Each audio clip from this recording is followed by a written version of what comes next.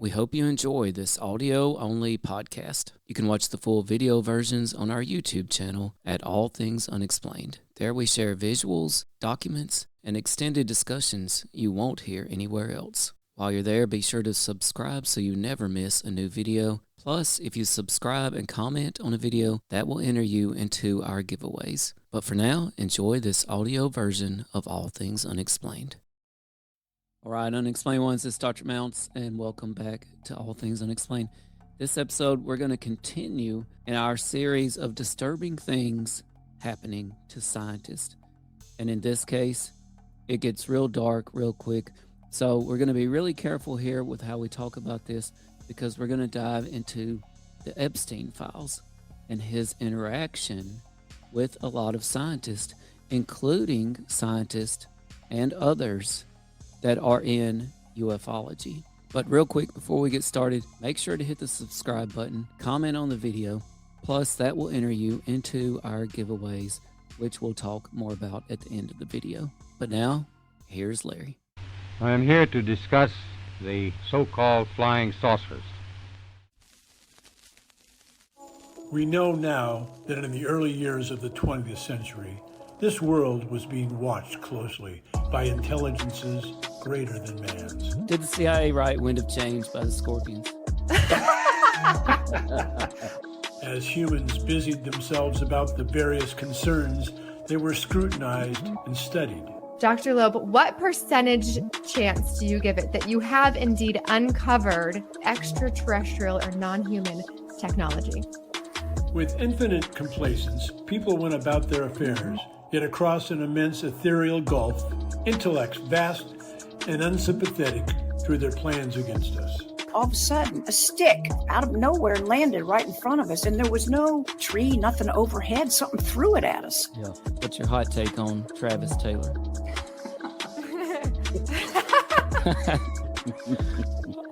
I've got an exclusive for you guys if you want it about the Alaska. We do.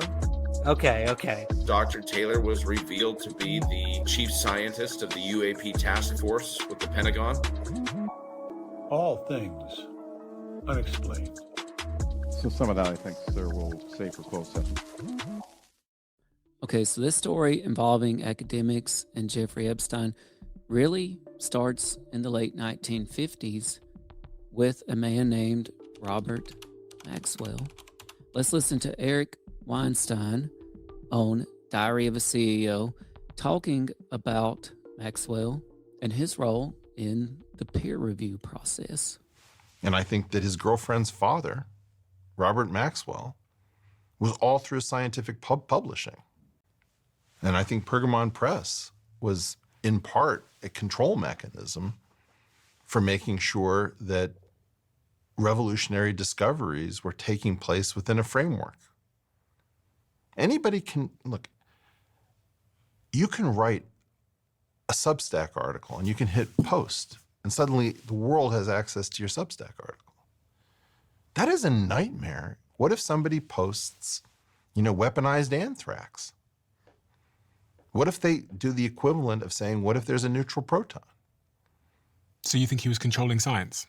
I think that Robert Maxwell was in part trying to control science. I think Jeffrey Epstein was in part trying to fund science, trying to control it. I don't really know. Now, if the name Robert Maxwell sounds familiar, that's because Maxwell is the father of Ghislaine Maxwell, who we know as the main partner of Jeffrey Epstein. And by the way, sometimes I say Epstein, sometimes I say Epstein. So forgive me, it just comes and goes. I'm not sure which one is the best way, but whatever just comes out, that's the way I say it. Weinstein was on Diary of a CEO 6 months ago. So I was already aware that Jeffrey Epstein had some role in the Harvard mathematics department. Let's hear what Weinstein had to say about Epstein and how he knew about Weinstein's work. And by the way, Weinstein graduated Harvard with his PhD in 1992. So here's Eric Weinstein on Diary of a CEO talking about Jeffrey Epstein's involvement in Harvard mathematics in the early 90s. I desperately want to know why Jeffrey Epstein knew so much about my work. And I want an department. Jeffrey Epstein was absolutely connected to the Harvard math department. I want to know why. How was he connected to the math department? You're pushing me to say things I'm not going to say. But Well, I don't mind. I'm curious. I'm not trying to push you. I understand, Yeah. but I'm just not going to do it. I'm saying that anybody who wants But you said he was connected to the math department. to the Harvard mathematics department. How did you know he was connected? You can Google it. You could Google it right now. This is not, I can point at all sorts of stuff that's hidden in plain sight. So I'll take your word for it. And the assertion that I'm picking up on is that Jeffrey Epstein was planted in your world to keep... I'm not saying he's planted. I don't know who he was. I don't know who ran him. He certainly was not a financier in any standard sense. Really? That was a cover story. Jeffrey Epstein knew a tremendous amount about my work when nobody knew anything about my work. And he had a pipeline into me that I didn't understand, which is that he was connected to my graduate program. Okay, so based on these comments, which I had already heard before, I kind of already knew about Epstein's involvement in different academic institutions, including the Harvard Mathematics Department. And I was digging around through the Epstein files, and I located some unusual photographs of Epstein in a meeting in what appeared to be a math department. And I thought, wow, interesting. So I did a little research, and I came across this story in the Harvard Crimson. This is from 2023. This is an article by Elias J. Siskel, Harvard Crimson staff writer, and it says, Jeffrey Epstein met with Harvard professor Martin Nowick and Noam Chomsky in 2015 in Harvard office. This was also based on some earlier reporting by the Wall Street Journal. You can see Chomsky there speaking at some sort of conference. Now, who are Nowick and Chomsky? Chomsky is known as the father of linguistics. He's quite a famous figure in that arena. Martin Nowick is a mathematics professor at Harvard. Now, I should rewind back to 2020 before we go back to the photographs, because in 2020, Harvard did their own internal investigation about Epstein's connections to Harvard. In their section called Other Findings, they point out that in August 2008, Epstein received an 18-month sentence after he pleaded guilty to charges involving solicitation of minors for prostitution. He was released in 2009 and was required to register as a level 3 sex offender in Florida and New York. These dates are important because after his release, Epstein continued to regularly visit Harvard's program for evolutionary dynamics located at 1 Brattle Square in Cambridge. These are the offices of Professor Martin Nowick. Their internal review says, while the existing records do not permit us to determine precisely how many times he visited after serving his sentence, it's likely that he visited their math departments more than 40 times between 2010 and 2018, including sitting in on one of Nowick's undergraduate math classes. They point out that Epstein usually gave Nowick the names of other academics that he wanted to meet, and then they would get together at the Harvard math department. Harvard even gave Epstein his own office, his own key card, and passcode access to the offices, to the math department, and Professor Nowick approved links to information about Epstein on Harvard's website. Why would he do such a thing? Maybe because Harvard also found that Epstein was responsible for millions of dollars pouring in to Professor Nowick and other professors at Harvard like George Church. Here's George Church. He is a professor of genetics at Harvard, and he's going to also show up in some of the photographs we discovered. All right, so in 2020, Harvard knew Epstein was meeting in their math department. I mean, he had his own office, for goodness sakes. And then in 2023, the Crimson reported, okay, we know for sure that some sort of secret meeting happened in the offices in 2015, and that Martin Nowick was there and Chomsky was there. But until this week, there has been no visual evidence of this meeting. But All Things Unexplained, we uncovered several photographs that we have now confirmed are at this mysterious meeting between Epstein, Noack, and Chomsky. All right, in this first photograph, we see the group here, the group of academics that Epstein assembled with Noack's help to be at this mysterious meeting in the Harvard math department. It might be kind of hard to see, but on the dry erase board back there, it says Math 153. Math 153 at Harvard is mathematical biology, evolutionary dynamics, and guess who the primary instructor of that course is? That is none other than Martin Noack. Now, interestingly, Martin is not pictured in this photograph. So at first I wondered, wow, could he be the one taking the pictures? And before I go any further, I want to give a special shout out to an anonymous user on X that has been instrumental in helping me with some of the research on these photographs and some of the other information I'm going to talk about in this podcast. So Martin Noack is not in this picture, but this is at the Harvard Math Department. It's a pretty safe bet. This is one of Martin's offices or classrooms. Math 153 is on the dry erase board back there. Noack is the primary instructor of Math 153 at Harvard. This meeting took place on December 5th, 2015. That's a Saturday afternoon, again at Martin Noack's institute called the Program for Evolutionary Dynamics. And just like the Crimson Report in 2023 said, right there is Chomsky, the father of linguistics, in this meeting, and a lady who appears to be recording the meeting. And at first I thought this might be Ghislaine Maxwell, daughter of Robert, partner of Epstein, because they have a sort of a similar look. But I figured out pretty quickly this was not Ghislaine, and I found proof of exactly who it was. As you can see, 2 years after this meeting in 2017, in an article by Dusty Christensen in the Amherst Bulletin, Chomsky ponders prospects for survival in UMass Talk.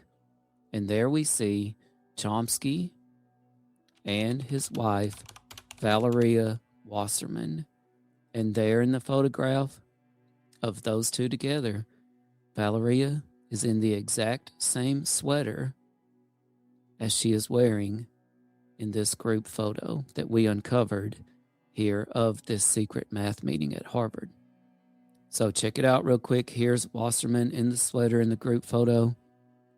The same sweater from this article 2 years later in the Amherst Bulletin.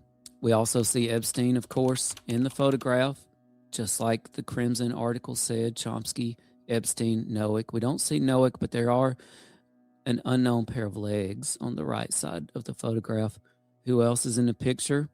Well, there, the bearded man sitting with his back to the camera is the aforementioned George Church, professor of genetics at Harvard.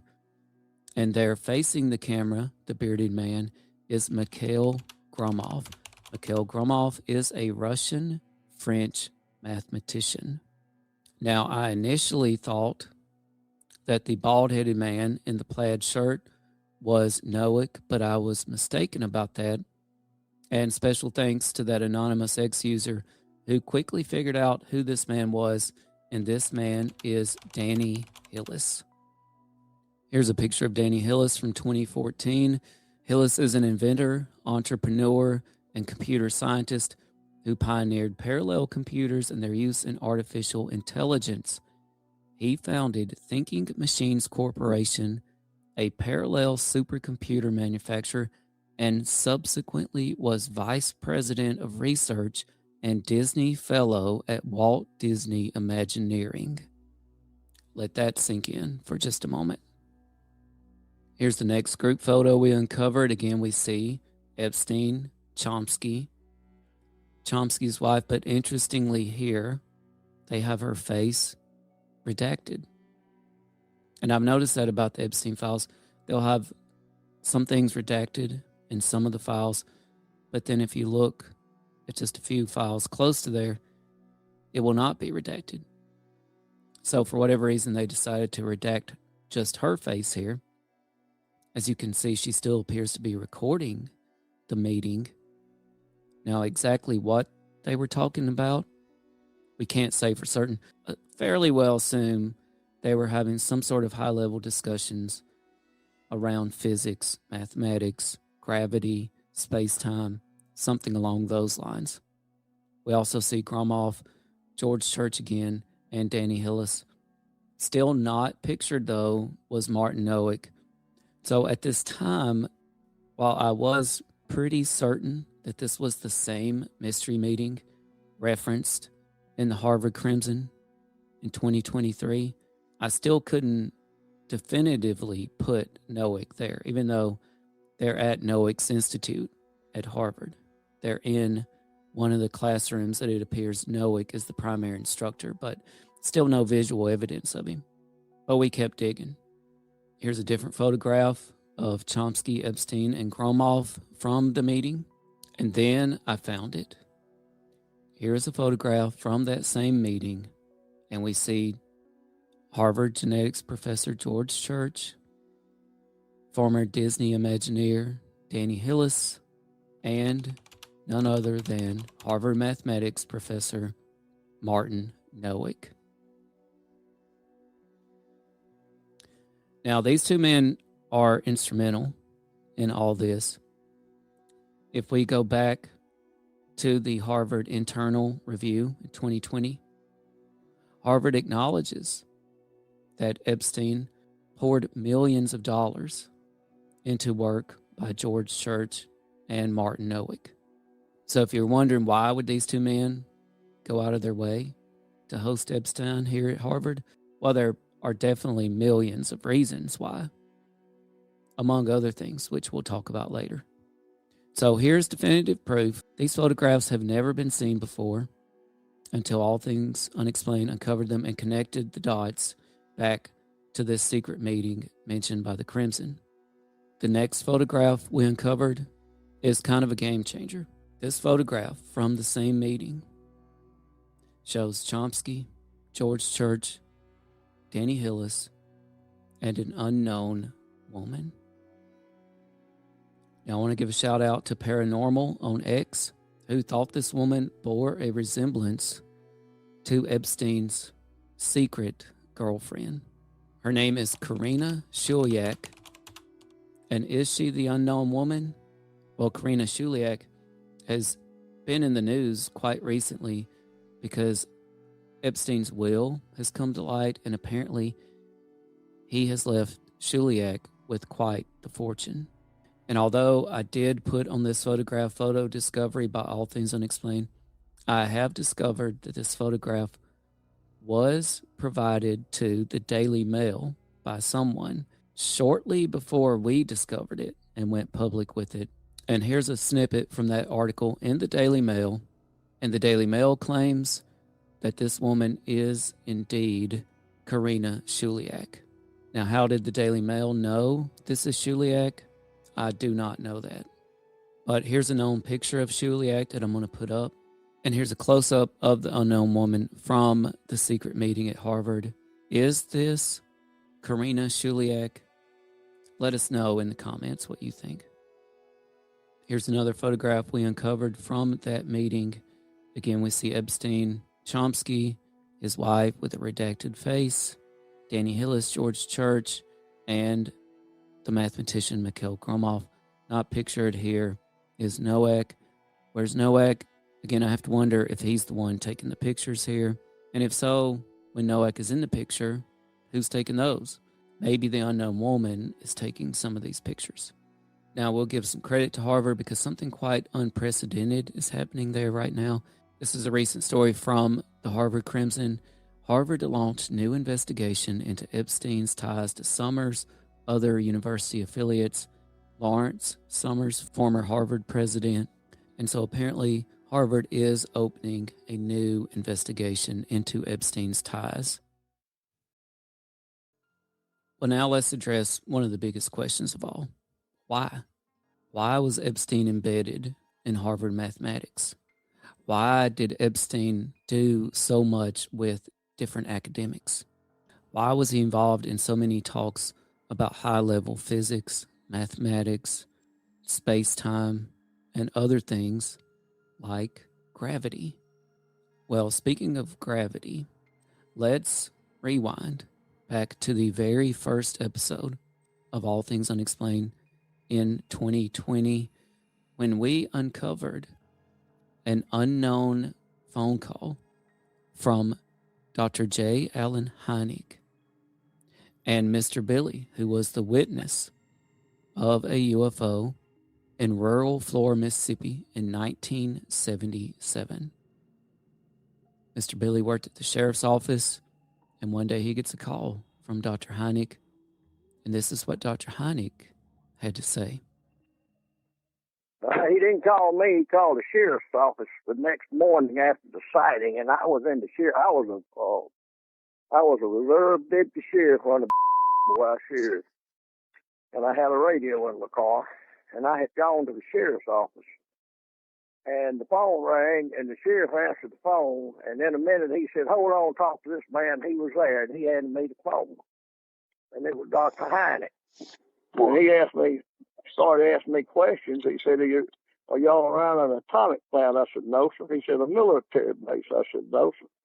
I said, "We're out here in the country." I said, We're 20 miles from Jackson, and there's no cities. We're a small town."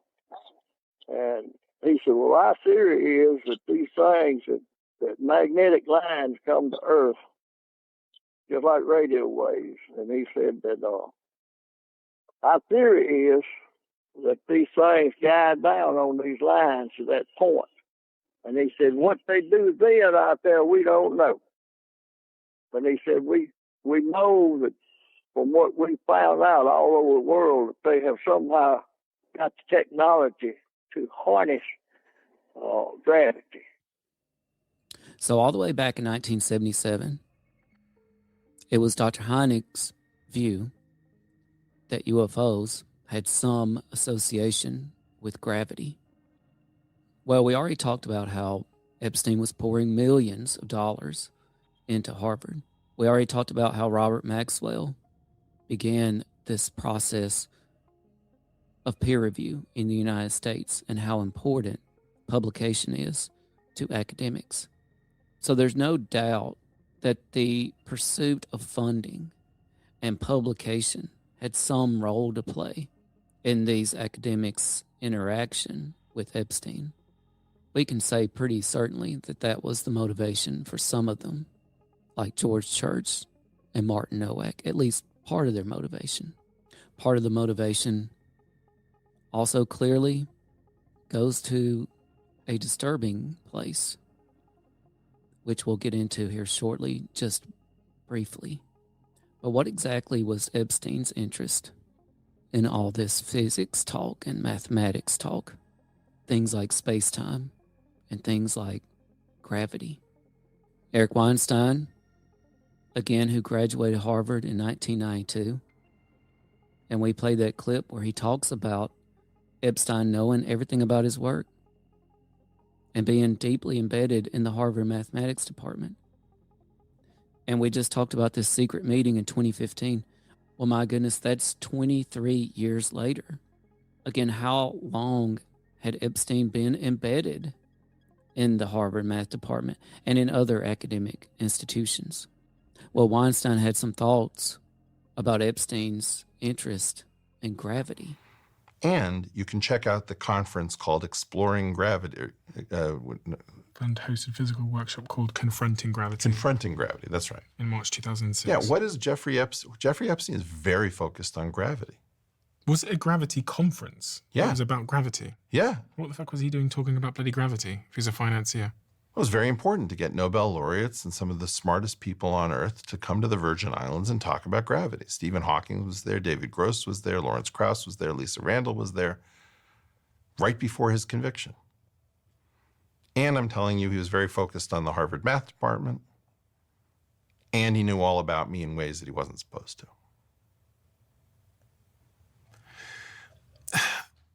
I have to be clear. I have to be clear on my understanding of what you're saying.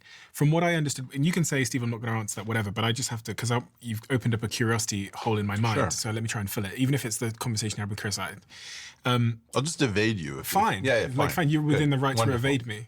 And I hold the right to ask, which is, so what I'm hearing is you believe, and I'm just going to say it how I think it, is what I'm hearing is you believe that Jeffrey Epstein was not a financier. He was planted in some way to interfere. He was a construct, is what I said. He was a construct in some way to mess with the progression of physics.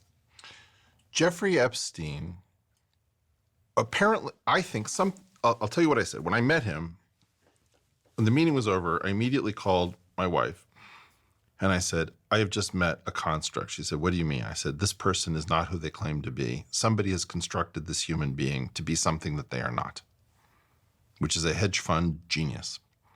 Somebody who could understand the euro and the yen like nobody else. Bullshit. Not true.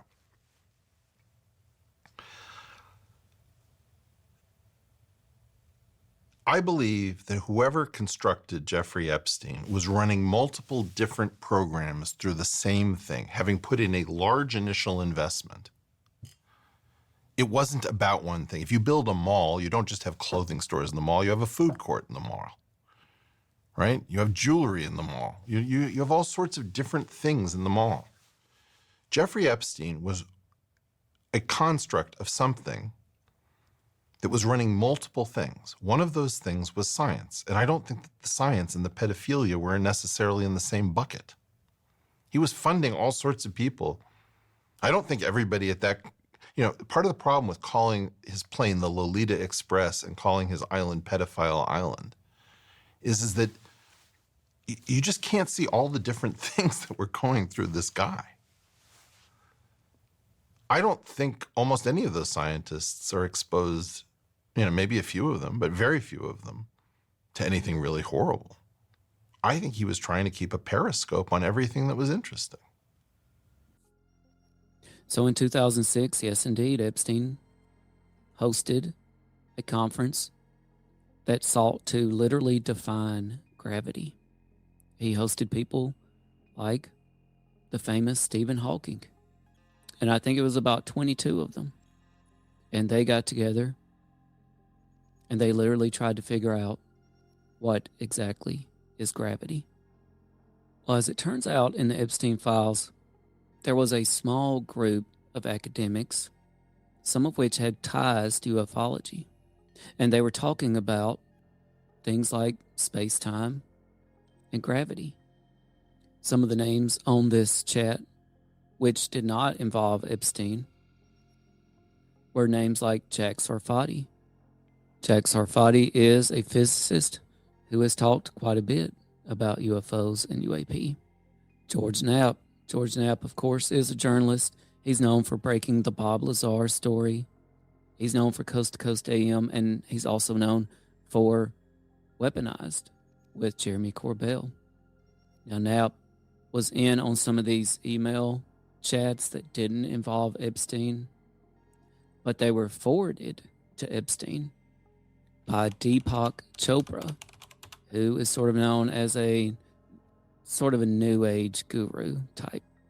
These group chats were being forwarded, interestingly, to Epstein by Chopra, and one person that had a lot to say in these chats about things like space-time and gravity, was Robert Adenall.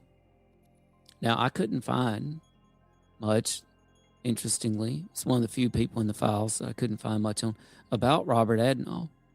But Robert Adenall has some deep thoughts about UAP. Here's Robert Adenall from a video called UAP Observations and Metric Engineering, which is on the Alt Propulsion channel on YouTube. For example, it states that requiring that UAPs are consistent with the laws of motion leads us to a gravitational propulsion system, for lack of a better term, which has the following implications. First, that UAPs should be rounded geometrical as there is no preferred forward-facing direction, Since they use space-time as their control surface, they need no wings or afterburners. Second, UAPs can maneuver in sharp angles at high speeds because they move on geodesics and in zero-G. I mean, basically a slightly different set of 5 points, but making the same points that we've seen so far. Some of the group discussions that were being had also involved a Ruth Kastner, who is a physicist and author.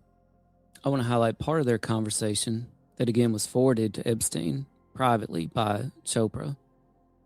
And here Robert Adnall, who we just watched in that video, he says, reports that precognitions are used to avoid events like plane crashes, as mentioned below by Ruth, that's Ruth Kastner, does make it necessary to think about the theories being passed around in detail. Taking just such examples alone, Ruth's theory seems as parsimonious as any other explanation. However, I think that Jack's theory, that's Jack Sarfati, might accommodate apparent changing of the future. Only those people who successfully precognate the plane crash fully access the closed time-like curve illustrated in Jack's picture below. The others still get on the plane and die. After all, the planes that go down are never totally empty. So the ones who avoid the crash get the intuition to avoid it because they have avoided it in the future, and the CTC is self-consistent. This type of example still makes me wonder if we have to have more than 3 + 1 dimensions in the universe, because I tend towards a block worldview, and a block multiverse might get around the problem of having a block world with different choices, but would not be as unparsimonious as Tig Mark's level 3 multiverse. Although I do not dispute Jack's assessment that I am simply speculating here. I think that it's useful to speculate, though. And earlier, Kastner had given this example of people that had precognitions before they got on an airplane about it crashing, and they got off the plane before it crashed. And they chose not to go on the plane because they had this precognition of a crash. And Adnall is saying perhaps the ones who avoided the crash got the intuition to avoid it because they had avoided it in the future. That is so interesting. It ties back into what Adnall is saying here about the block worldview. So what exactly is the block worldview? The block worldview says we essentially have 3 dimensions of space and 1 dimension of time. It says that time does not flow around us. Rather, we are moving through time. It says that past, present, and future, they're all already around us. One of the comparisons was to watching a DVD. You're watching the DVD, whatever movie you're watching. Maybe it's Gremlins or Back to the Future. Wherever you're at in the movie right now, that's the present. But it doesn't mean that the beginning of the movie is not there anymore. Rather, it's there. It's still there. And it doesn't mean that the future of that movie hasn't happened yet. No, we know that the future of the movie is on that DVD. We just have to keep playing. So is it possible that these people who have precognitions of events, they're simply remembering futures that have already happened, that simultaneously exist with our present and our past? Let's come back to that notion in just a second. But first, I wonder if any of these folks knew that Chopra was forwarding their conversations to Jeffrey Epstein. I doubt it. And not everyone was a fan of Chopra, that's for sure. Jack Sarfati, for one, had this to say: every physics theory has at least an implicit, tacit meta-language, Wittgensteinian picture ungirding it. However, that is not much value if the predictions of the theory and its explanations of puzzles do not accord with observations which depend on the theory in a two-way street, so to speak, then we trash the theory along with its metaphysics without giving it a second thought. There is no room for ideology in science. That is bad and bogus science. No room for absolute certainty of the validity of ontological models. One example of an ideologue misleading the gullible is Deepak Chopra. When he talks about quantum physics, it makes every honest physicist irritable. One man's interpretation is another's ideology. Whoa, harsh words there from Sarfati about Deepak Chopra. Now, we talked about other motivations for why some of these academics might get involved with Epstein.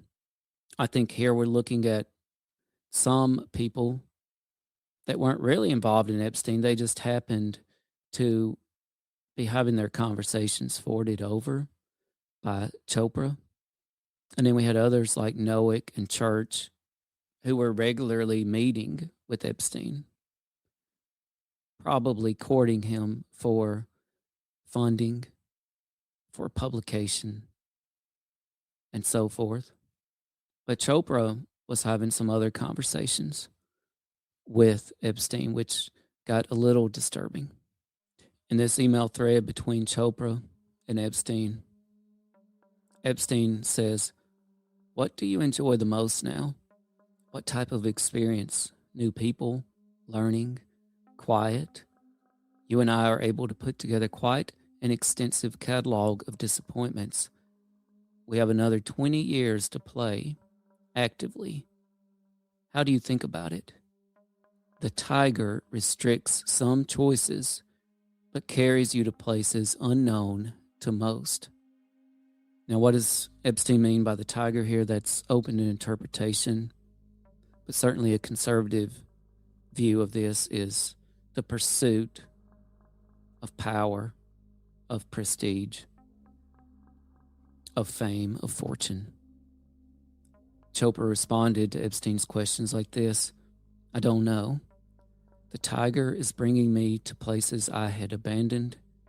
It looks like the MGH, Harvard, Chopra Mind Brain Institute will actually happen, which means riding the tiger even more. I've wanted validation from scientists. Some is happening and some will remain ever skeptical and condescending." I wonder if he's talking about Sarfati there. "Suddenly, it does not feel important. What do I enjoy most? I don't know that I can really say.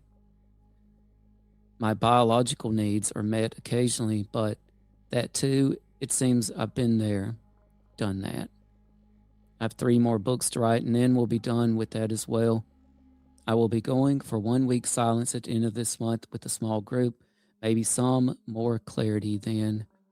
I do enjoy the company of younger, intellectually sharp and self-aware women, and love to engage with them to inspire and stimulate them." And he concluded that with heart emojis. Epstein replied, "Ah, the hunt." All right, now let's circle back to Adnall's block universe view, a 4D structure, 3 dimensions of space, 1 dimension of time. Einstein, this model actually fits Albert Einstein's relativity quite well, and I used AI to help me address some of this. And I was reminded that Albert Einstein himself pontificated that the distinction between past, present, and future is only a stubbornly persistent illusion. So circling back to this block model, I come to my final thought on why Epstein himself was so deeply involved with not just Harvard mathematics, but in the pursuit of all this knowledge about gravity. You see, the last time we had a major breakthrough in physics, 2 atomic bombs were dropped on Japan. The United States, in that moment, was the most powerful entity in the history of the known universe. We could have conquered the entire world at that time had we chosen to do so. Now just imagine if someone has a breakthrough with gravity, a true breakthrough in gravity, as we compare it with Albert Einstein's relativity, with this block model brought up by Adinol in these academic discussions that were being forwarded to Epstein, as what we could suspect was discussed in Epstein's gravity conference, as what might have been discussed at these secret Harvard mathematics meetings. A breakthrough in gravity would cascade across propulsion that we hear being referenced in connection with UFOs and UAP. It would cascade across energy, perhaps providing access to vacuum or space-time energy, the ability to literally pull energy out of space itself. It would have implications for surveillance, for weapons, and for space-time navigation. You see, altering gravity would alter our flow through time. Remember where we said in the block model that time doesn't flow around us, but we are moving through time, a past, a present, and a future that's already there?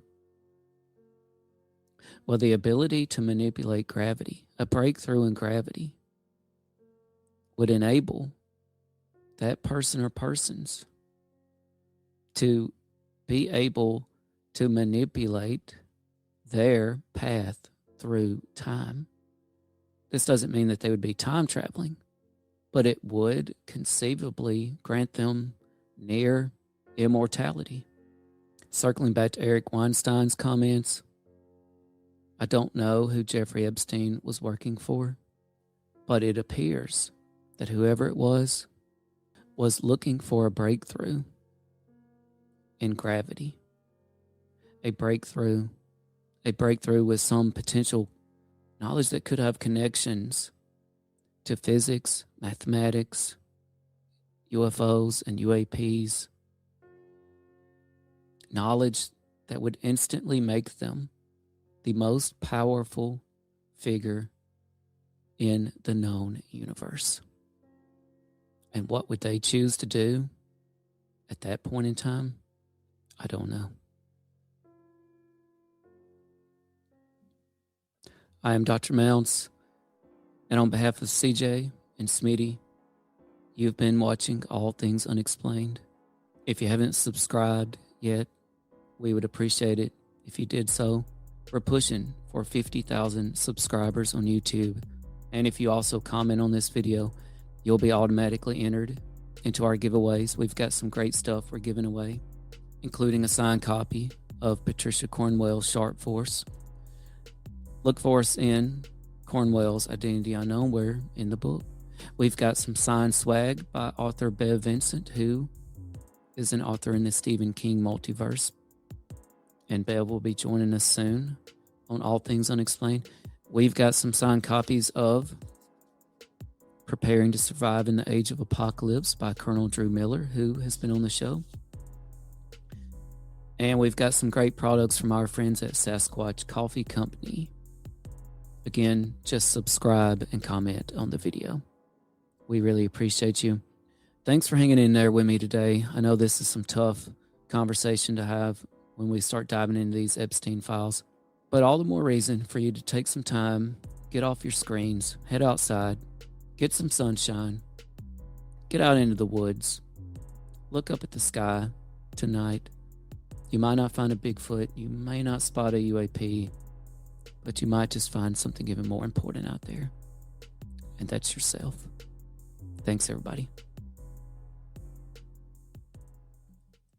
I am here to discuss the so-called flying saucers. We know now that in the early years of the 20th century, this world was being watched closely by intelligences greater than man's. Did the CIA write Wind of Change by the Scorpions? As humans busied themselves about the various concerns, they were scrutinized and studied. Dr. Loeb, what percentage chance do you give it that you have indeed uncovered extraterrestrial or non-human technology? With infinite complacence, people went about their affairs, yet across an immense ethereal gulf, intellects vast and unsympathetic drew their plans against us. All of a sudden, a stick out of nowhere landed right in front of us, and there was no tree, nothing overhead. Something threw it at us. Yeah. What's your hot take on Travis Taylor?